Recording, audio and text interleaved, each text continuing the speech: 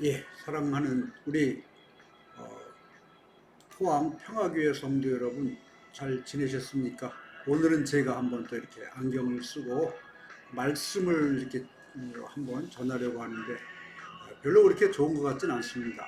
일단 한번 썼으니까 벗기도 그래서 그냥 한번 이렇게 해보도록 하겠습니다. 오늘은 창세기 창세기 3장에 대한 그런 그 말씀을 한번 해보도록 그렇게 하겠습니다. 창세기 3장은 무슨 이야기가 나오냐 하면 우리가 잘 아는 타락에 대한 이야기가 나옵니다. 이 말씀을 먼저 읽어보시고 그 다음에 이 말씀을 통해서 하나님께서 우리에게 무슨 말씀을 하시는지 한번 생각해 보도록 그렇게 하겠습니다. 이 창세기 3장에는 먼저 유혹자가 있었다는 거예요. 그래서 우리가 생각해 볼 것은 하나님은 절대로 죄를 만드신 분이 아니다. 그리고 인간을 시험에서 범죄하도록 이끄시지도 않는다. 이런 사실을 먼저 알아두시기 바랍니다. 그런데 여러분, 누가 그러면 이 사람을 시험에 빠뜨리고 무너지게 했는가? 바로 사탄이라는 거죠, 사탄. 처음에 이 사탄은 하나님의 보좌 옆에서 하나님을 찬양하는 그런 천사로 성경에 기록되어 있습니다. 그래서 처음에 아름다운 천사였고, 그 다음에 하나님의 창조를 함께 기뻐하는 자였지만, 이 천사가 타락을 함을 통하여서 죄를 짓게 되고, 그 죄가 이 창조의 모든 세계를 타락시켰다는 거예요. 그런데 이 사탄은 뱀의 모습을 가지고 이 하와에게 왔어요. 결코 뱀 속에 들어있는 자신의 모습을 노출하지 않았다는 거죠. 아마 그 당시에는 뱀이 아름다운 그런 동물이었던 것 같아요. 그래서 여러분, 그 아름다운 동물 속에 뱀이 있었으니 그 뱀의 모습을 보고는 이 하와가 아마 그 유혹에 빠졌던 것 같아요. 그래서 이 사탄은 여러분, 이 속이는 자입니다. 자신의 정체를 절대로 드러내지 않는 자입니다. 그리고 4장에서 보면 이 뱀은, 이 사탄은 살인하는 자다. 가인을 통해서 살인하는 그런 행위를 했다는 겁니다. 그러면 여러분, 이 뱀이 에덴 동산에 들어와서 목표를 누구로 삼았느냐? 제일 넘어지기 쉽고 속기 쉬운 사람을 이제 선택을 했다는 거죠. 그것은 하와의 마음이었고, 그 하와의 마음을 속이는데 이 뱀이, 사탄이 성공을 했습니다. 여러분, 우리가 여기서 알아야 될 것은 인간의 마음이 뭐예요? 하나님의 형상을 따라 창조된 하나님의 일부분이라는 것이죠. 그렇기 때문에 사탄이 이 하와의 마음을 공격했다는 것은 바로 하나님을 공격했던 거다. 이렇게 여러분 보시면 된다는 겁니다. 이 사탄은 늘 거짓말쟁이입니다. 거짓의 아비다라고 요한복음 8장 44절은 예수님께서 사탄 마귀를 향하여서 그렇게 비난하셨던 거예요. 그런데 여러분, 어떻게 이 사탄이 이 하나님의 사람들의 마음을 빼앗을 전술을 세웠는가? 예, 우리의 마음이 언제나 하나님의 말씀에 향하는 한 우리는 사탄을 이길 수 있습니다. 그런데 마음이 약간 틈이 갈라져서 하나님의 말씀을 하와가 조금 의심했어요.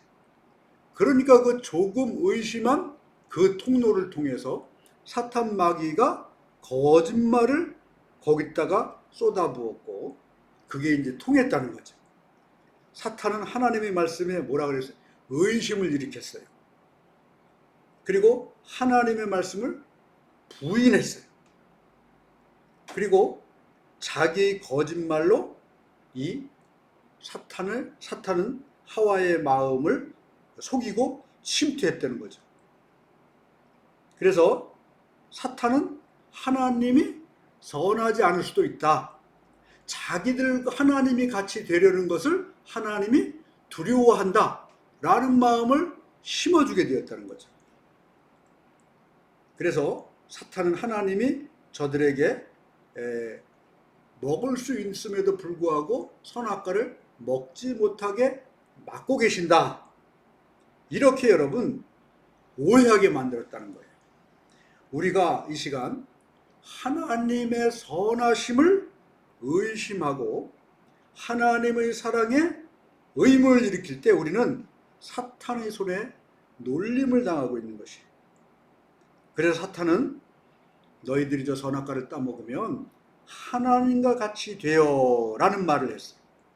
그래서 그 유혹을 하와는 이기지 못해서 결국 이 선악과를 따먹는 그런 잘못을 범하고 있는 모습을 볼 수 있습니다. 이렇게 사탄을 통해서 하와가 그 꼬임을 받고 선악을 알게 하는 나무의 실과를 따먹었어요. 그 다음에 어떻게 됐습니까? 이 땅에는 비극이 왔고 아담과 하와 인생에 큰 비극이 왔다는 거예요. 하와는 여러분 마귀에게 이 마음의 자리를 제공하지 말았어야 된다는 거예요. 하나님의 말씀을 붙들고 피 흘리기까지 대항했어야 되는 거예요. 그런데 이렇게 하와가 뱀과 대화하는 동안에 아담은 어디 있었는지 존재가 없어요. 만약에 옆에 같이 있었더라면 이렇게까지 당하지 않았을 텐데 그렇게 됐습니다. 그래서 여러분 부부관계 또 친구관계 믿음의 사람의 관계는 혼자 있을 때 유혹당하기 쉽다는 거예요. 그렇기 때문에 유혹에 넘어지지 않기 위해서 늘 믿음의 친구를 옆에 둬야 된다는 겁니다. 그래서 그 사람을 제대로 알려면 어떤 때 그 사람을 보면 알 수 있느냐? 아무도 없는 혼자 있을 때 그 사람을 보면 그 사람의 됨됨이를 알 수 있게 된다. 이렇게 말하는 거죠. 여러분 혼자 있으면 항상 그 옆에 그 마음 안에 누가 들어옵니까? 마귀가 들어와가지고 유혹을 하는 거예요. 나 혼자서는 그 유혹을 이길 힘이 부족합니다. 없습니다. 그래서 옆에 누군가 큰 믿음의 사람이 있다면 그 사람과 함께 이 사탄 마귀의 유혹을 이길 수 있고 또 여러분 승리할 수 있다는 거예요. 그래서 여러분 이 사탄의 유혹을 받고 하와가 이 나무 선악을 알게 하는 나무의 실과를 보니까 육신의 정욕 뭡니까? 먹음직도 하고 안목의 정욕 보암직도 하고 이생의 자랑 지혜롭게 탐스럽게 할 만큼 탐스럽게 이렇게 보게 됐다는 거예요. 아까도 말씀드렸지만 여러분 혼자 있을 때 우리는 죄에 빠지기 쉽다는 거예요. 그런데 여러분 혼자 있을 때 나 혼자가 아니라는 것이죠. 우리 안에 늘 사탄이 나로 하여금 죄로 끌고 간다는 거예요. 그래서 우리가 혼자 있을 때 스스로를 돌보고 스스로의 믿음을 지킬 수 있는 그런 하나님의 은혜가 필요하다는 겁니다. 그래서 여러분 이러한 범죄로 말미암아 이 인간들이 저주를 받았어요. 선악과를 따먹은 후에 즉각적으로 순수함과 영화로움을 상실하고 죄책감을 느꼈습니다. 수치심을 느꼈어요. 그래서 어떻게 했어요? 무화과 나무 잎을 그들을 뜯어다가 몸을 가렸다 이렇게 말씀하고 있어요. 여러분 이 무화과 나무는 근데 어떻게 됐어요? 햇빛에 이렇게 그냥 말라버려서 더 이상 입을 수가 없게 되었다는 거죠. 이것은 자신의 노력, 자신의 어떤 힘 이런 것들을 이야기하는데 그걸로는 내 몸을 가릴 수가 없다라는 것을 우리는 알아야 되겠습니다. 오히려 옛날에는 하나님과 교제하는 것이 기쁘고 즐거웠지만 이들이 죄를 짓고 나자 하나님이 자기들에게 접근하는 것을 소리를 듣고 숨었습니다. 죄의식, 두려움, 수치심 뭐 이런 것들이 그의 마음 안에 밀려 들어왔다는 거죠. 그리고 또 여기서 이 선악과를 따먹은 죄가 누구로부터 시작됐는가? 남자는 여자에게 핑계를 댔고 여자는 뱀에게 핑계를 댔습니다. 자기를 방어하는 수단이죠. 그래서 여러분 여기서 죄의 비극적인 결과는 뭐냐? 다른 사람에게 자기의 죄를 전가하고 핑계를 댄다는 거예요. 그 다음에 여러분이 외적으로 보면 아마 과거에는 뱀이 기어다니는 그런 짐승은 안 했던 것 같아요. 예쁘고 그런 짐승이었던 것 같아요.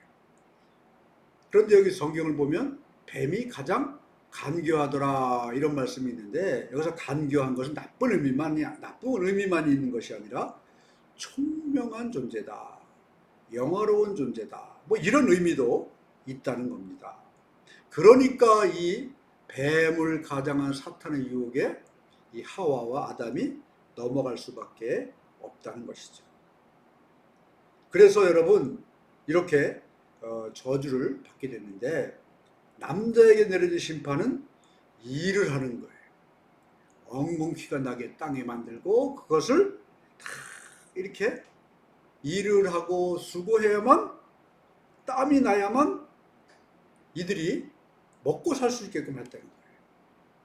여러분 여기서 형벌은 일이 형벌이 아니라 일할 때 너무 힘들게 되는 인생이라는 것이고 또 여러분 우리가 일을 할 때 온 자연계들이 여러 가지 뭐 엉겅퀴가 나고 잡초와 가시덤불이 나게 해서 우리의 일하는 것을 방해하는 것, 이것이 저주라는 겁니다. 그래서 죄로 말미암은 모든 피조물들이 다 저주를 받고 사탄 마귀에게 속박을 받게 됐다는 거예요. 근데 여러분 이제 우리 3절을 보면 15절을 보면 뭐라고 나오느냐?